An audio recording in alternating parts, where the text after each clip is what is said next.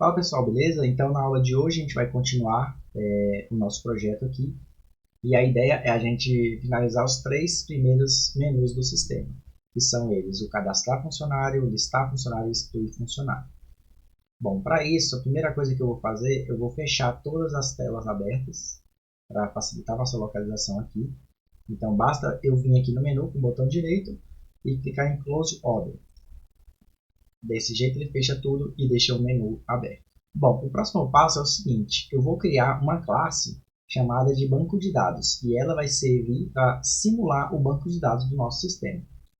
Bom, e para isso eu vou vir aqui no meu pacote útil, eu vou clicar com o botão direito, New, Java Class, e essa classe vai se chamar banco de dados. Vou dar o Finish. Ok. Dentro da classe banco de dados, a gente vai criar a nossa lista, tanto de alunos quanto de funcionários. E aí a gente pode utilizar essas listas dentro do nosso menu. A gente está criando essa classe justamente para manter o nosso código organizado e deixar as responsabilidades bem definidas. Então, a nossa classe ArrayList vai ser utilizada para simular o nosso banco de dados em memória. Vou importar então java.util.arraylist. E além disso, eu vou ter que importar tanto a classe aluno quanto a classe funcionário, porque como a gente já sabe, elas estão em um pacote diferente do meu banco de dados. Então, eu vou fazer o import de modelo, e ele já traz para mim selecionado o aluno. E depois a gente vai fazer o import de modelo.funcionário. Ok, feito isso, a gente vai usar a classe ArrayList e ela vai servir para criar as duas listas, tanto de alunos quanto de funcionários. E aí, para isso, a gente vai criar uma variável private static, porque a gente não vai querer instanciar a classe banco de dados, tá? Ela vai representar o banco de dados em memória e por isso eu não preciso criar um objeto. Vai ser tudo baseado em atributos e métodos estáticos. Além disso, a nossa lista de alunos ela vai ser um objeto que será criado apenas uma vez e por isso a gente vai definir ele como final, que representa uma constante dentro do Java. Então, public static final ArrayList de aluno e a gente vai dar um nome de alunos igual a new ArrayList. E a mesma coisa a gente precisa fazer com o funcionário. Então eu vou apertar o Enter aqui e vou criar também private static final ou final ArrayList de funcionário. Vou chamar de funcionários igual a new ArrayList. Prontinho. Já temos as duas listas que vão simular a nossa tabela do banco de dados. Aí o próximo passo é, a gente precisa criar as operações do banco de dados, que são elas: listar, cadastrar e excluir estas informações que a gente precisa, que são de alunos e funcionários. Então, vou começar aqui criando public static ArrayList de aluno e vou chamar de getAlunos.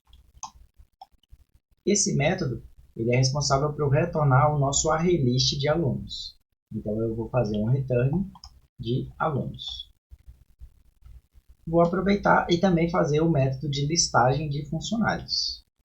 Public static ArrayList funcionário get funcionários. Return funcionários. Próximo passo, vamos criar os métodos de adição de registros no nosso banco de dados. Public static void, porque eu quero incluir dados no banco, eu não preciso retornar nada. Vou chamar de adicionar e entre parênteses eu vou declarar aluno. E esse método ele vai fazer o quê? alunos.add, enter, e ele já completou para mim com o meu objeto aluno. E aí tem um detalhe, pessoal, como a gente tem tanto aluno quanto funcionário que podem ser adicionados, a gente não precisa criar um método chamado adicionar aluno e adicionar funcionário. Nesse caso, como a gente vai modificar a assinatura do método pelo atributo que veio como um argumento, a gente pode utilizar o artifício do polimorfismo por sobrecarga, onde a gente tem um método adicionar duas vezes na nossa classe, só que com atributos, né, com argumentos diferentes. Então, basta eu criar aqui de novo, public static void adicionar, e ao invés de colocar aluno, eu colocar o funcionário aqui dentro. E aí basta chamar a nossa classe funcionários.add e pronto. Temos agora um adicionar para alunos e um adicionar para funcionários. Ok? E aí, pessoal, o próximo passo é, eu preciso excluir também alunos e funcionários. Então, eu vou criar um método que fará isso para a gente. Vamos começar digitando aqui, então, public static boolean excluir aluno. Entre parênteses, eu vou colocar int índice e vou abrir e fechar chaves. O que esse índice faz, pessoal? Ele vai determinar para mim qual dos alunos que vai ser excluído baseado na posição que ele se encontra. Tá? E essa posição a gente vai mostrar para ele lá na tela da exclusão de dados. Depois disso, eu vou colocar assim, alunos.remove, e pode ver que ele tem duas formas de remover um aluno, que é usando o objeto aluno, está aqui o object O, ou então eu tenho o remove de passando o meu índice aqui. Tá? Eu vou usar esse segundo, porque eu estou passando o índice para a minha função. Só que aí tem um pequeno detalhe. Pode ser que a pessoa tenha digitado um índice que não existe. Então, o que eu vou fazer? Eu vou primeiro verificar se o meu ArrayList possui aquele índice. Então, vamos fazer o seguinte. Se o meu índice for menor do que 0, ou o meu índice for maior do que alunos.size, eu vou retornar false. Por quê? Porque nesse caso aqui, se ele é menor que 0 e se ele é maior do que o tamanho do meu vetor, significa que o meu aluno não pode ser excluído, tá? Porque ele não existe naquela minha tabela. E na verdade eu tenho que colocar maior ou igual ao tamanho do meu vetor, né? Da minha lista.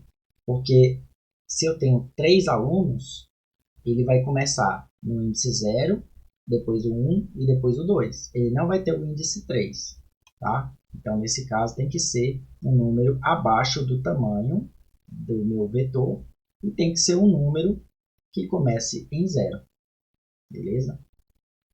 Próximo passo é, depois de fazer a exclusão do meu aluno, eu vou retornar true, porque ele conseguiu remover o meu aluno. E aí eu posso aproveitar a mesma lógica para fazer o funcionário ser excluído. Então vamos aqui, public static boolean, excluir funcionário, int índice, abre e fecha chaves. Essas verificações todas precisarão ser feitas para o funcionário também. Então, para facilitar a minha vida, eu vou copiar isso aqui, Ctrl C, Ctrl V, e eu simplesmente vou trocar aqui para funcionários, aqui na linha 35 e também aqui na linha 39. Prontinho. A parte de banco de dados do meu sistema ela foi concluída com sucesso. O próximo passo vai ser a gente voltar para o menu e fazer com que as funcionalidades utilizem aqueles métodos que criamos lá no nosso banco de dados. Então, espero que vocês tenham gostado. Um forte abraço, curte, compartilha e aguardo vocês na próxima aula.